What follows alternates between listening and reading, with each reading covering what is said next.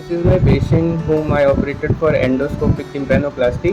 So endoscopic tympanoplasty is basically a procedure where with the use of endoscope without any incision, any scar, we can do the operation. কি অসুবিধা ছিল আপনার? অসুবিধা হচ্ছে কানে সবসময় ভার হয়ে থাকতো, আর অল্প যন্ত্রণা হতো মাঝে মাঝে, আর শোনাতো, কম শোনাতো।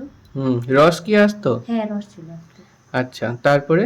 তারপরে এখন অপারেশনের পরে আর রস আসে না, যন্ত্রণা নেই, মোটামুটি স্বাভাবিক হয়ে গেছে। আচ্ছা, কানের পিছনে কি কাটা হয়েছিল না তোমার? না না। So this is the operated ear. There is no scar behind because it is done endoscopically through the ear canal only. So না কেটেই তোমার অপারেশন হয়েছে হ্যাঁ তো? হ্যাঁ। এখন খুবই ভালো আছো, পর্দাও লেগে গেছে। তো the results are also good. In 1 month we can see the good result and patient is also satisfied. ভালো আছো তো? হ্যাঁ। এখন তোমার ডান কানেও লাগবে। অসুবিধা নেই। হ্যাঁ, ঠিক আছে।